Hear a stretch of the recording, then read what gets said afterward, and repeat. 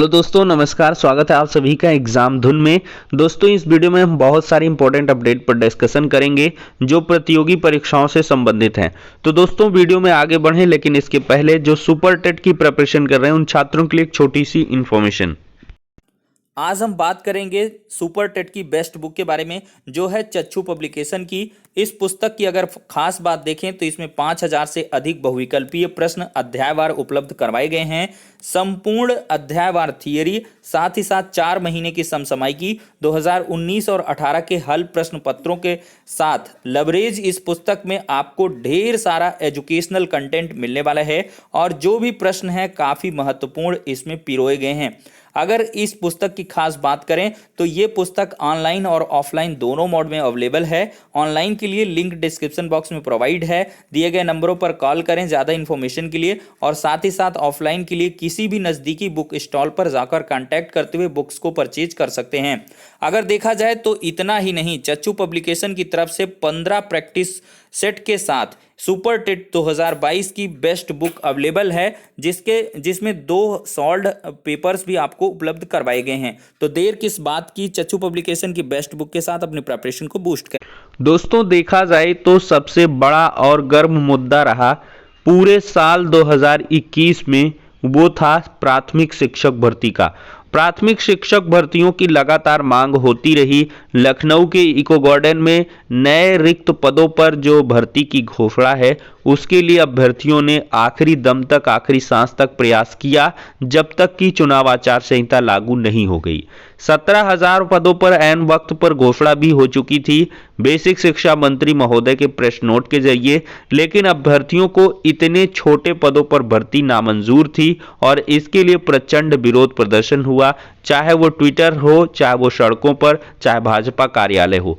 हर जगह इस शिक्षक भर्ती का विरोध किया गया और अभ्यर्थियों का यही कहना था कि 17,000 किसी भी परिस्थिति में हमें मंजूर नहीं है, हमें चाहिए तो सिर्फ 97,000 पदों पर शिक्षक भर्ती का विज्ञापन।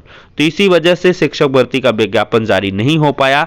वहीं पर दूसरी तरफ 6800 की जो चयन सूची है वो तो जारी हो गई, लेकिन चुनाव आचार संहिता और कोर्ट कचहरी की पेचीदगी के चलते इस चयन सूची के आगे की प्रक्रिया भी अभी तक बाधित है। लेकिन इसी बीच देखा जाए तो दोस्तों, 1 लाख पदों पर प्राथमिक शिक्षक भर्ती के विज्ञापन के लिए फिर से जो हुंकार है वो अभ्यर्थियों ने भरनी शुरू कर दी है। चूंकि चुनावी माहौल है और घोषणा पत्र में सपा ने युवाओं के अनुरूप ही सारी चीजें की हैं और जितने शिक्षा प्राधिकरणों में रिक्त पद हैं उनको 1 साल के भीतर भरने का वादा भी कर डाला है। दिखाते हैं यहां पर दोस्तों, साफ शब्दों में देख सकते हैं, मानव संसाधन विकास के अंतर्गत प्रदेश की शिक्षा प्रणाली के सभी रिक्त पदों पर 1 वर्ष के भीतर नियुक्तियां की जाएंगी। अल्प अवधि और संविदा भर्ती व्यवस्था को बंद किया जाएगा। तो एक बड़ा वादा है। और युवा शिक्षकों को मासिक नगद प्रोत्साहन और सुरक्षा। दूर दराज के ग्रामीण स्कूलों में कार्यरत युवा शिक्षकों को मासिक नगद प्रोत्साहन और उनकी सुरक्षा सुनिश्चित की जाएगी। और यहाँ पर देखा जाए, गैर शैक्षणिक कार्य जैसे चुनाव ड्यूटी की प्रणाली सरकारी स्कूलों में पढ़ाने वाले शिक्षकों पर अनिवार्य नहीं की जाएगी। शिक्षा मित्रों की बहाली और प्रशिक्षण कार्यक्रम को दोगुना करने के लिए विशेष अभियान चलाया जाएगा और पारिश्रमिक बढ़ाया जाएगा। 5,000 रुपये मानदेय में वृद्धि की जाएगी और 3 साल के भीतर नियमित सरकारी नौकरी भी दी जाएगी। और विशेष पारिश्रमिक पैकेज शिकायत निवारण प्रकोष्ठ बनाकर बीपीएड प्रशिक्षकों की समीक्षा का निवारण होगा। उर्दू शिक्षकों, जूनियर हाई स्कूल में शिक्षक भर्ती, बेरोजगार समूह, बीटीसी बेरोजगार शिक्षक, इन सब के मुद्दों की समस्याओं का जो भी है निस्तारण किया जाएगा।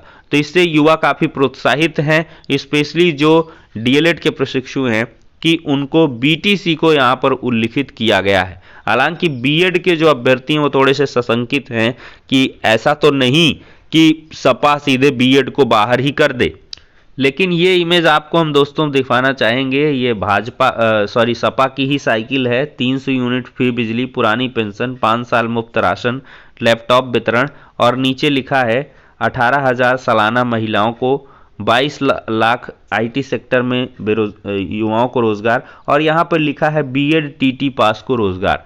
तो ऐसा नहीं, दोनों मुद्दे इनके भाई संदीप यादव हैं इलाहाबाद प्रयागराज से लड़ रहे हैं। तो इस प्रकार की बहुत सारी चीज़ें आपको दिख जाएंगी, कभी कभी छोटी छोटी मिस्टेक्स हो जाती हैं। तो बीएड भी है ऐसा बिल्कुल भी नहीं है। अब देख सकते हैं दोस्तों स्क्रीन पर प्रदेश भर के प्राथमिक स्कूलों में शिक्षकों के 1 लाख पद खाली हैं। प्रतियोगी छात्रों ने सरकार से पूछा हर साल नियमित रूप से क्यों नहीं हो रही हैं भर्तियां। तो यहां पर दोस्तों देखा जाए तो परिषदीय प्राथमिक स्कूलों में शिक्षकों के तकरीबन 1 लाख पद खाली हैं। प्रतियोगी छात्र यही चाहते हैं कि प्राथमिक शिक्षक भर्ती में सिर्फ परीक्षा के आधार पर चयन किया जाए, एकेडमिक मेरिट जोड़ने वाली प्रक्रिया को समाप्त किया जाए। तो यहाँ पर प्रतियोगी छात्र संघर्ष समिति सोशल मीडिया प्लेटफॉर्म पर अपना मांग पत्र जारी किए हैं और शिक्षक भर्ती के अभ्यर्थियों से जुड़े कई सवालों के जो महत्वपूर्ण मुद्दे हैं उनको उठाए हैं।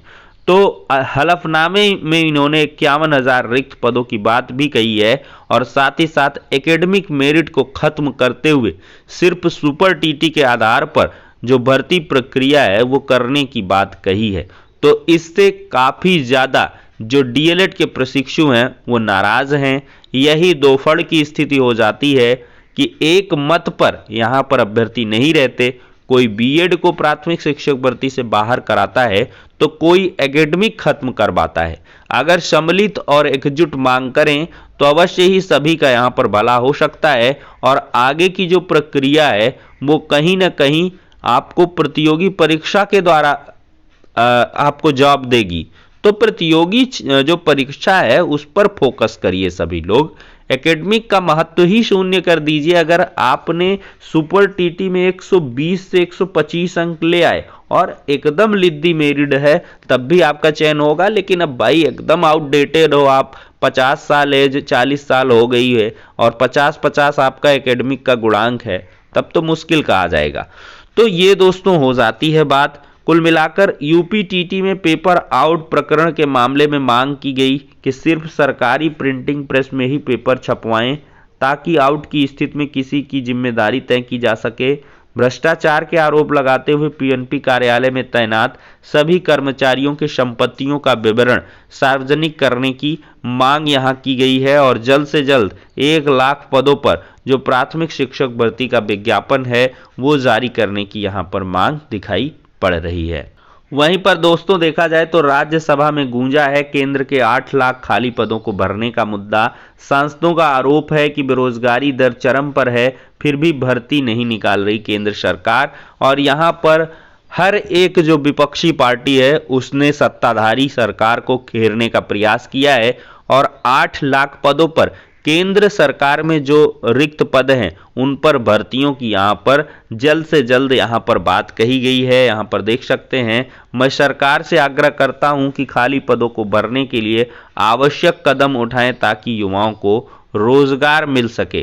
तो इस प्रकार की सारी चीज़ें दिखाई पड़ी हैं। युवाओं में घोर निराशा फैली है। सरकार को इस मामले में संवेदनशीलता दिखानी होगी, ठोस कदम दिखाने होंगे। सरकारी आंकड़ों के मुताबिक केंद्र के पास 8 लाख जो रिक्त पद हैं खाली पड़े हैं, लेकिन सरकार इस पर भर्ती प्रक्रिया शुरू नहीं कर रही है। तो यह मुद्दा भी काफ़ी गहराई के साथ उठाया गया है। दोस्तों देखा जाए तो एक बड़ी अपडेट यहाँ से निकल के आ रही है।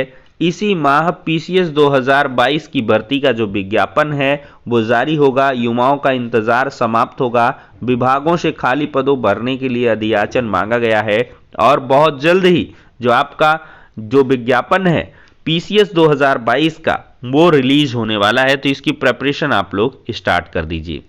अब दोस्तों हम बात करेंगे 6800 नियुक्तियां अब इसी माह। जी हाँ दोस्तों, 6800 की नियुक्तियां इसी माह के लिए तो नहीं कंफर्म कहेंगे, मतलब 6800 की नियुक्तियों के बारे में क्या कुछ सचिव साहब की अपडेट है। तो दोस्तों कल की डेट में अभ्यर्थियों ने यहाँ पर मुलाकात करी।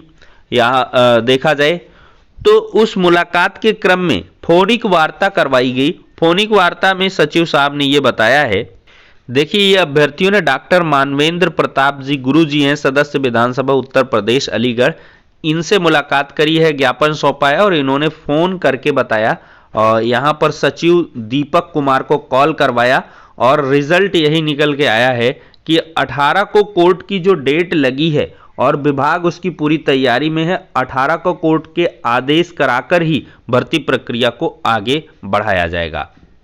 तो कहीं ना कहीं दोस्तों देखा जाए तो 6800 की नियुक्तियां अब पूरी तरीके से 18 फरवरी की होने वाली सुनवाई पर डिपेंड हैं और सरकार इसी प्रयास में है कि subject to the final order नियुक्तियों की जो अनाउंसमेंट है वो कोर्ट से करवा लिए जाए, जिससे कि हमको भी कोई दिक्कत का सामना न करना पड़े। तो फिलहाल के लिए देखते हैं 18 तारीख की सुनवाई के पहले अब कुछ भी नहीं होने वाला है। हालांकि यहां पर एक आशा थी कि चुनाव आयोग से परमिशन मिल गई है तो यहां पर नियुक्तियों के प्रोसीजर को स्टार्ट किया जा सकता है, भले ही नियुक्ति पत्र का वितरण ना हो, लेकिन ऐसा भी अब संभव नहीं दिखाई पड़ रहा है। दोस्तों देखा जाए तो कल की डेट में सपा का वचन पत्र और भाजपा का संकल्प पत्र जारी हुआ है और कहीं ना कहीं युवा इस वचन पत्र को संकल्प पत्र पर भारी बता रहे हैं, क्योंकि यहां पर युवा से लेकर किसान बेरोजगार हर एक के लिए जो बड़े बड़े वादे हैं वो किए गए हैं। लेकिन देखते हैं कि सरकार बनती भी है या नहीं बन पाती। अगर सरकार बनती है तो अवश्य इसी वचन पत्र के सहारे पूरी तरीके से विरोध प्रदर्शन किया जाएगा। अगर समय से अमली जामा सभी वचन पत्रों में उल्लिखित वचनों पर नहीं पहनाया जाएगा, लेकिन अगर सरकार नहीं ही बनती है तो इसका कोई मतलब ही नहीं रहेगा, वचन पत्र ही रह जाएगा और संकल्प पत्र फिर भारी पड़ जाएगा। लेकिन यहां पर देखा जाए तो संकल्प पत्र में कहीं ना कहीं सिर्फ और सिर्फ एक लाइन में ही युवाओं को संतुष्ट करने की बात कही गई कि जो भी खाली पद हैं उन पर भरने की प्रक्रिया हम लगातार जारी रखेंगे। तो फिलहाल के लिए दोस्तों आपका क्या कुछ कहना है, क्या संकल्प पत्र भारी है या वचन पत्र भारी है? इसकी प्रतिक्रिया, इसका जवाब कमेंट में अवश्य दें। कमेंट आपके लिए हमेशा बॉक्स खुला है। नेक्स्ट वीडियो में मिलते हैं।